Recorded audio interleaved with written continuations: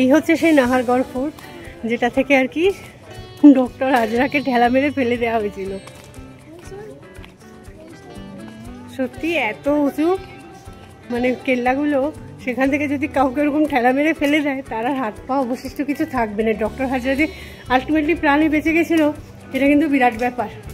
এই যে আমরা দুজন কেল্লায় কেল্লায় ঘুরে কেল্লা ফতে করে বেড়াচ্ছি আর কি। রিয়েলি আমাদের জন্য কেল্লা ফতে, কোথা থেকে এসে আমরা কোথায় ঘুরছি ভাবো শুধু। কেল্লা ফতে ছাড়া আর কি বলবো ওগুলোকে।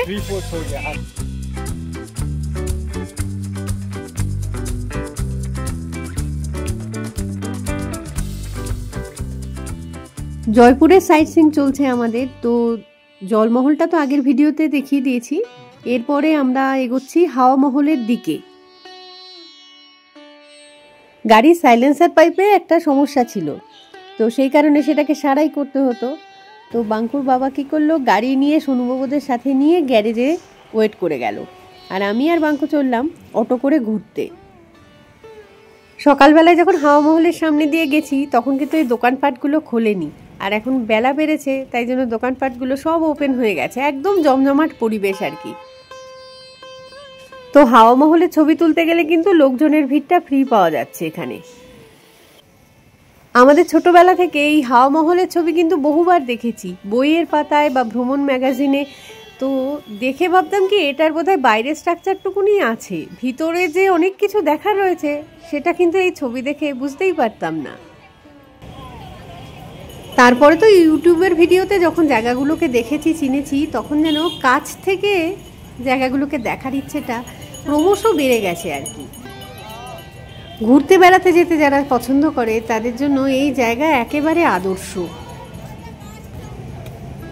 আমি তো শুধুমাত্রই সময় আর সুযোগের অপেক্ষায় ছিলাম।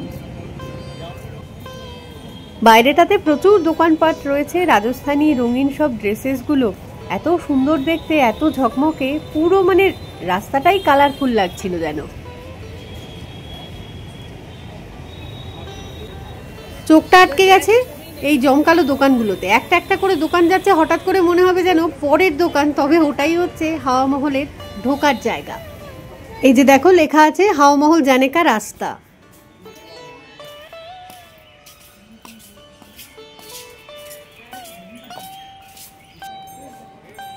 প্রথমে ভিতরটাতেও চোখে পড়বে বেশ কয়েকখানা দোকানপাট, তারপরে দেখা মিলবে টিকিট কাউন্টারের। তো টিকিট এখানে হচ্ছে অ্যাডাল্টদের জন্য 52 রুপিস, আর স্টুডেন্ট হলে তার জন্য মাত্র 22 রুপিস।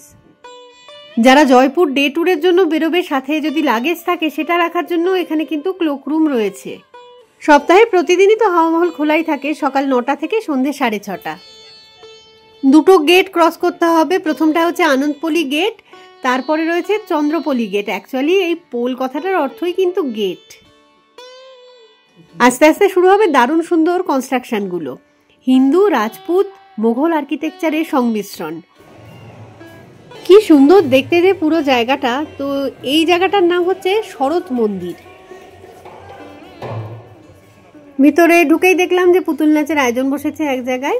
তো এবারে এই হাওয়া মহল সম্বন্ধে কিছু হিস্ট্রি বলি তাহলে। অ্যাকচুয়ালি 1799 সালে মহারাজা প্রতাপ সিং লাল বেলে পাথর দিয়ে এই হাওয়া মহল তৈরি করেছিলেন রাজ পরিবারের মহিলাদের জন্য। 5 তলা এই প্রাসাদে 953টা জানলা বা ঝাড়খা রয়েছে, আর নকশা করেছিলেন ওস্তাদ লালচাঁদ। তো উপরের তলাটায় চলে এলাম, এই জায়গার নাম হচ্ছে রতন মন্দির। এখানে কাঁচের কাজ দেখতে পাওয়া যায়। আসলে মহারাজা প্রতাপ সিং ছিলেন ভীষণই কৃষ্ণ ভক্ত, তাই হাওয়া মহলের ডিজাইনটাও কিন্তু কৃষ্ণ ঠাকুরের মাথার মুকুটের মতোই বানিয়েছিলেন। তোমরা হয়তো সকলেই জানো যে তখনকার সমাজে কিন্তু পর্দা প্রথার একটা প্রচলন ছিল, মানে নারীরা ইচ্ছে করলেই বাইরের মহলে তো বেরিয়ে আসতে পারতো না, আর পরপুরুষের মুখ দেখা তো অনেক দূরের ব্যাপার। তো বাইরের দুনিয়াটাকে দেখার জন্য তাদের একমাত্র সম্বল ছিল ওই জানলাটুকুই।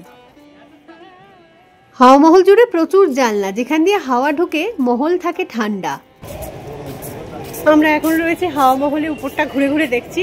যা যা দেখতে পাচ্ছি সব তো ডেফিনেটলি দেখাবো ভিডিওতে। দরজাগুলো যেন এখানে ছোট ছোট, আর জানলাগুলো তো ছোট ছোটই। কত যে জানলা আছে শুধু একবার দেখো। এদিকে এর সবুজ রঙের যে জানলাগুলো দেখা যাচ্ছে না, ওগুলো থেকে ঠিক কি দেখতে পাওয়া যায় দেখাই দাঁড়াও। এই যে জানলাটা খুললাম, জানলা খুলে এই সামনের রাস্তাটা, মানে হাওয়া মহলের একদম সামনের রাস্তা এটা। কত গাড়ি ঘোড়া, কত মানুষজনের ভিড়। একটু আগেই বলছিলাম না, অন্দরমহলের নারীরা এই জানলা দিয়েই আর কি বাইরের দুনিয়াটা দেখতো। এই ছোট ছোট জানলা বা ঝাড়খাগুলো আছে বলেই বাইরে থেকে না হাওয়া মহলকে অনেকটা হানিকম স্ট্রাকচার টাইপের লাগে। আরো উপরের ফ্লোরটায় চলে এলাম, এখানে শুধু কাঁচের কাজ। এই ফ্লোরটাকে বলা হয় রতন মন্দির। এই স্টেইন গ্লাস বা রঙিন কাঁচগুলো থাকার জন্য কি হয়, বাইরে থেকে অল্প একটুখানি সূর্যের আলো এলেই ভিতরটা একদম মানে ঝকমকে চকমকে হয়ে ওঠে।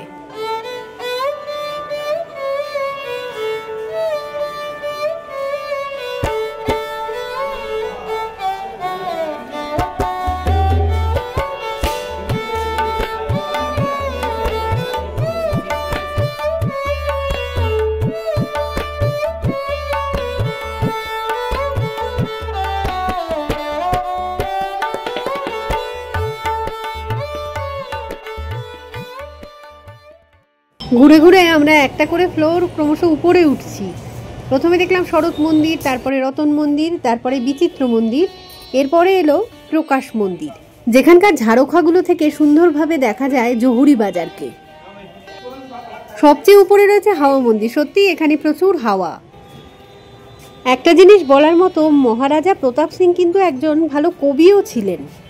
মহারাজা সোয়াই জয় সিং টু, যিনি জয়পুরের প্রতিষ্ঠা করেছিলেন, তার নাতি ছিলেন এই প্রতাপ সিং। আর উপরের ফ্লোরটা থেকে চারদিকের দৃশ্যগুলো দেখতে কি সুন্দর লাগছে শুধু একবার দেখো। এত পুরনো বিল্ডিং কিন্তু ভীষণই ওয়েল মেনটেন্ড আর কি। যেখানে যেখানে কোনো প্রবলেম রয়েছে, কনস্ট্রাকশনের কাজ চলছে সেগুলোতে। এই উপর দিকটায় না কোনো সিঁড়ি নেই, হুইল চেয়ার ঠেলে নিয়ে গেলে যেমন আর কি মেঝেটা থাকে সেরকমটা রয়েছে। রানীদের বয়ে নিয়ে যাওয়ার জন্যই রাস্তাটা এমন। এই যে এই রাস্তাটা এরকম করেছে না, রানীদেরকে কিন্তু মানে হাঁটিয়ে নিয়ে যাওয়া যেত না। তারা এত সোনা গয়না, এত ভারী জামা কাপড় পরে থাকতো, ওদেরকে মানে হুইল চেয়ারের মতন করে এই পথটা দিয়ে তোলা হতো উপরে। শাড়ি, জামা কাপড়, গয়না মিলে এক্সট্রা 25 কেজির বোঝা। তো বেরিয়ে পড়লাম হাওয়া মহল থেকে। আর ভিডিও শুরুতেই তো বলছিলাম গাড়িটার সমস্যার জন্য গাড়ি এখন রয়েছে গ্যারেজে, সারানো চলছে তাকে। তো আমি আর বাঙ্কু চলেছি টোটো করে বাকি জায়গাগুলো দেখতে। তো দেখে নেব আমরা এবারে যন্তর মন্তর। এই গেট দিয়ে ঢুকে পড়লাম বলে। প্যালেস, ফোর্ট এগুলো তো সুন্দরই, তার সাথে গেটগুলো এখানে ভারী সুন্দর। তো এই দেখো যন্তর মন্তর লেখা রয়েছে, পাশেই রয়েছে টিকিট কাউন্টার। তো এবার টিকিট কাটতে ঢুকতে হবে। টিকিট এখানে পার হেড হচ্ছে 50 টাকা করে। ভালো করে জায়গাটা ঘুরতে গেলে, বুঝতে গেলে কিন্তু গাইড নিতে হবে, আর তার চার্জটাও দেয়া আছে এখানে। আচ্ছা, একটা জিনিস বলে দিই যে বছরে 3-4টে দিন থাকে যে দিনগুলো ফ্রি এন্ট্রি মেলে এখানে। যেমন 30শে মার্চ রাজস্থান দিবস আর কি, 18ই এপ্রিল ওয়ার্ল্ড হেরিটেজ ডে, 18ই মে হচ্ছে ওয়ার্ল্ড মিউজিয়াম ডে, আর 27শে সেপ্টেম্বর ওয়ার্ল্ড ট্যুরিজম ডে। অনেকটা বড় জায়গা, দেখতে একটু সময় লাগবে। অ্যাকচুয়ালি জয়পুর শহরের প্রতিষ্ঠাতা রাজা দ্বিতীয় জয় সিং দ্বারাই 1734 সালে এই যন্তর মন্তর নির্মিত হয়। মেনলি জ্যোতির্বিজ্ঞান সংক্রান্ত নানা রকম ক্যালকুলেশনের জন্যই এখানে প্রায় 19 রকমের অ্যাস্ট্রোনমিক্যাল ইনস্ট্রুমেন্টস রয়েছে।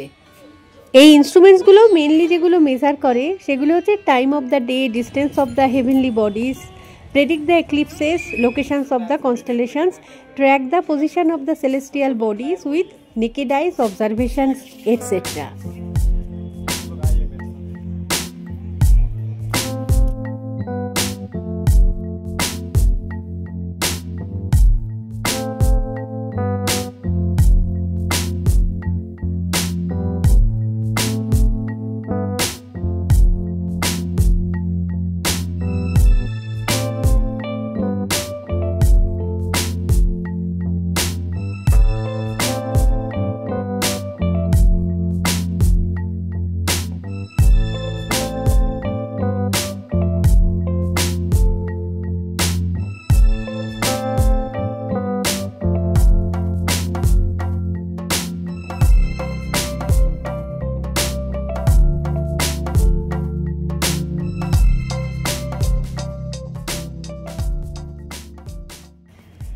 এই যন্তর মন্তরের ভিতরে দেশি ট্যুরিস্ট তো আমাদের রয়েছেই, তার চেয়েও বেশি সংখ্যায় বোধহয় রয়েছে বিদেশি ট্যুরিস্ট। প্রচুর উৎসাহ সহকারে এই জিনিসগুলো তারা দেখছে, বুঝছে। সামনেই যেটা চোখে পড়ছে এটা হচ্ছে জয়প্রকাশ যন্ত্র। এর সাহায্যে নির্ধারিত হতো আগে উচ্চতা, ঘণ্টা, কোণ এবং অবনমন। তো এখানে মেন যে ইনস্ট্রুমেন্টসগুলো রয়েছে সেগুলোর নাম একটুখানি বলি। সম্রাট যন্ত্র, জয়প্রকাশ যন্ত্র, রামা যন্ত্র, রাশিবলয় যন্ত্র, কাপালা যন্ত্র, চক্রযন্ত্র, দিগম্স যন্ত্র, নারীবলয় যন্ত্র, যন্ত্ররাজ, আরও অনেক কিছু আর কি। অত নাম এখন আর এই মুহূর্তে মনে নেই।